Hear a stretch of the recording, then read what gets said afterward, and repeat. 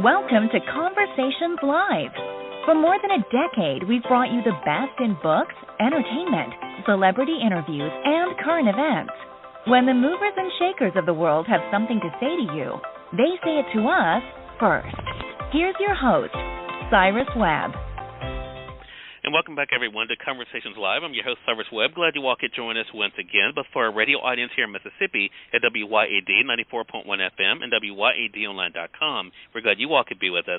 Also, tuning in through online affiliates around the world, including our friends at iHeartRadio and Amazon Music Podcast. Glad you all could be with us as well. Well, it is release day for our next guest. We're so excited to welcome back bestselling author Eva Chen, as well as Illustrator Sophie Diao. We're going to talk to them not only about their new book, I Am Golden, but also about the great messaging, I think, for all of us about being able to embrace who we are and realize our own personal greatness. Eva, Sophie, thank you so much for the time. Really appreciate it. Thanks for having us. Thank you, Cyrus. It's nice to talk to you. So, Eva, I want to talk to you first about this journey. What has it been like for you to continue to write these books that inspire readers of all ages?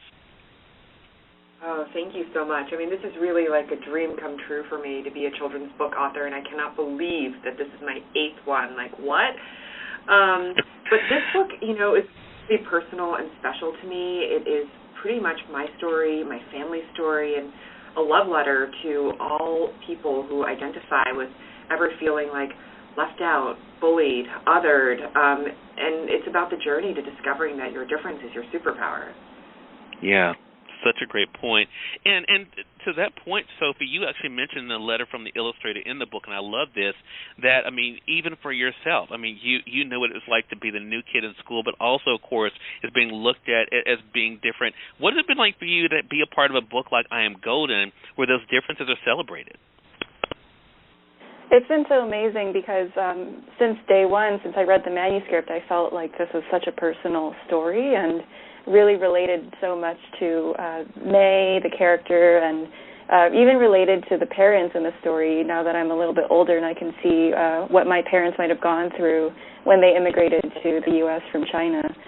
So it's been incredible to be able to illustrate this story and to draw upon my personal experience growing up. Yeah. Even for you, I mean, as you kind of reflect on this writing journey for you, have you always known that stories were something that you wanted to share with the world? Oh, yes. Like, for me, the moment I learned how to read, so I guess that probably was about 6 or 7, my mom told me recently that once that happened, she was like, it was much easier to be your mom because all I did was, like, have my nose in a book and kind of I would always have a book with me. I would always have a little notebook with me, and I'd be writing things down. I remember when I read the kind of seminal series, The Babysitter's Club, which I hope a lot of your listeners know and love. But once I read The Babysitter's Club, oh my gosh, like, I remember I wrote something like The Camp Counselor's Crew. Like, I wrote a designer imitation version of The Babysitter's Club. That's how badly I wanted to be a writer. But this, after becoming a parent, I think that reading like hundreds of books to my kids, sometimes the same one 10 times, in one night, it made me realize, like, you know what, I had this dream of being a children's book author. I want to make it come true. And that's when I wrote my first book, Juno Valentine. But it's been such a journey. If you had told me that 7-year-old me that it would be coming true, my dream would be coming true, I never would have believed it. Wow. And what about for you, Sophie? I mean, this book, I Am Golden, is the perfect marriage the illustrations are to the story. Have you always known that you had the ability to tell stories through art? Well, I think everyone has the ability to tell stories through art, especially when they're younger. I think you'll notice that so many kids draw constantly and scribble and, use crayons and just, express themselves through art. But I guess I was lucky in that I was never prevented or stopped from doing that, and I just kept it going even as I got older. And I think part of it for me was because I had moved around so much when I was really young. Drawing and reading were ways for me to keep occupied and be able to adapt to my new places because I couldn't bring my friends with me, but I could bring my books and I could bring my crayons and colored pencils. So it was something that I really grew to love and develop a symbiotic relationship with to help me and help me deal with the world and my life. And it was a very special thing to be able to bring into my adult life too, and to be able to work on this book and to illustrate not only being a children's book illustrator, which is amazing, but to illustrate something that's so personal is just incredible. Yeah. And I think, Eva, as we're having this conversation, one of the things I said in my review on Amazon about this book is that kind of reminds us all of that greatness within ourselves. One of the most powerful parts of me in the book is when May is told you carry a golden flame inside you, and it's always with you. And then that perfect illustration that Sophie did with May inside the flame. What has that been like for you to embrace, Eva, for yourself, embracing your own personal flame? You know, for me, I would say that I've spent the last 2 years thinking a lot about being Chinese American and my cultural identity, and certainly as, you know, I've had kids, it's something that I think a lot more about, you know, my parents and their struggle. And I think that just coming to realize that being different or being yourself is the most important thing of all. It takes time. Some people are lucky and they realize it when they're like 15. Some people, you know, realize it when they're 50.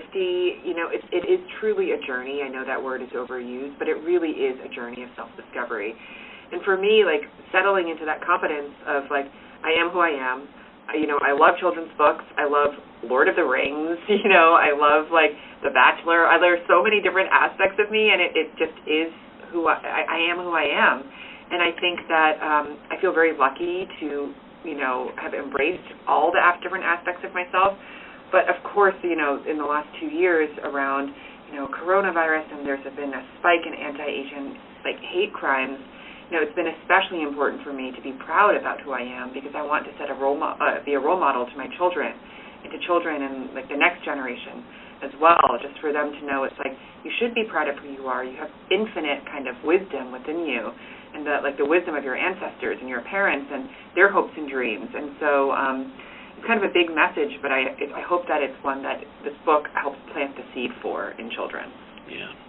It definitely does that.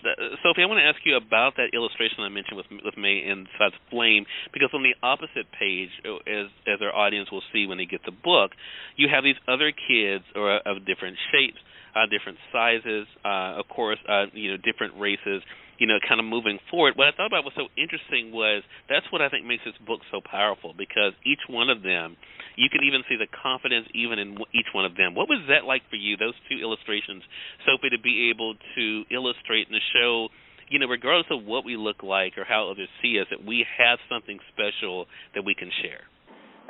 Well, it makes me think about when I was in third grade or second grade. I was living in Michigan at the time, and there's something.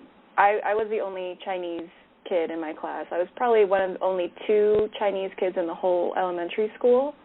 So I definitely felt like very aware of that, especially because I had just moved there, and it was something that I realized, you know, later on, that everybody, when they're a kid, feels this sense of like, oh, I'm you know, kind of self-conscious. I'm not sure, like, if I'm doing the right things, if I'm acting the right way. But I think for me it was magnified because there were so many other compounding factors. And looking back, I feel a lot of empathy for the little girl who I was, and I feel a lot of empathy for even the other kids in my class, even if they were mean to me or said something that was insensitive. I know that, you know, they didn't mean it, and it's something that, like, everyone, when they're growing up, they kind of, like, go through these rough edges and, like, smoothing off of the rough edges. And so it's now I'm definitely aware that, like, every child is very special, very unique, and, like, you know, we all make mistakes when we're kids, but, like, we grow and we learn, and that's kind of what childhood is all about. Yeah, I love that. Even the last thing I want to ask you is about the conversation piece that this book is, I feel like, and that is, as I mentioned, whether a parent is reading it to a child or teachers reading it to students, about that conversation of being able to do what you say at the end, which I love it, not just to say that you're golden, but to believe it. How important is that for you to share with the audience, the importance of believing who they are and what they are? You know, I think it's so important to have those self-affirmations, and I think, you know, it's one of the reasons why when I was writing the book I wanted to end it in that way, because I want children to be able to repeat those words at the back of the book. When they feel insecure, when they're, feeling othered, or when they feel different, or they're just not sure.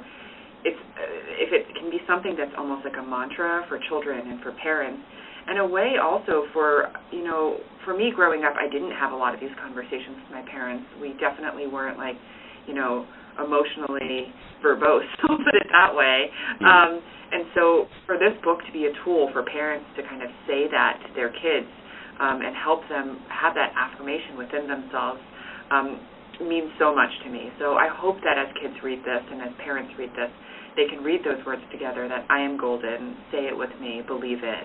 I hope that it becomes something that is ingrained in them. Yeah, I know it will. Again, everyone, best-selling author Eva Chen and also illustrator Sophie Diao have been our guests. The new book is I Am Golden. It's out now through our friends at Amazon.com or through your favorite local bookstore. If they don't have it, I know they'd be more than happy to order it for you. Eva, how can our audience stay connected with you? You can follow myself and Sophie on Instagram. I'm Eva Chen 212, and Sophie Diao is Sophie Diao on Instagram. And I noticed, too, you also have a Golden Book Instagram as well, right? I sure do. I just started it, so it's a fresh Instagram with lots of behind the scenes and of being an author. Awesome. Well, look, I'm not stalking you or anything. I just noticed it when I was prepping. And plus, I wanted to tag you with me holding the book as well. We'll definitely invite our audience to get their copy. Thank you all so much for sharing your pub day with us, and looking forward to having you guys back on the program again. Thanks, Cyrus. Thank you so much, Cyrus. More than welcome. And we thank your audience for tuning in to another great segment of Conversations Live for your community station here in Mississippi at WYAD 94.1 FM and WYADonline.com, and our friends at iHeartRadio and Amazon Music Podcast. Until next time, I'm your host, Cyrus Webb, saying as always, enjoy your day, enjoy your life, enjoy your world. Thank you all for choosing Conversations Live. Now let's go make today amazing. Take care.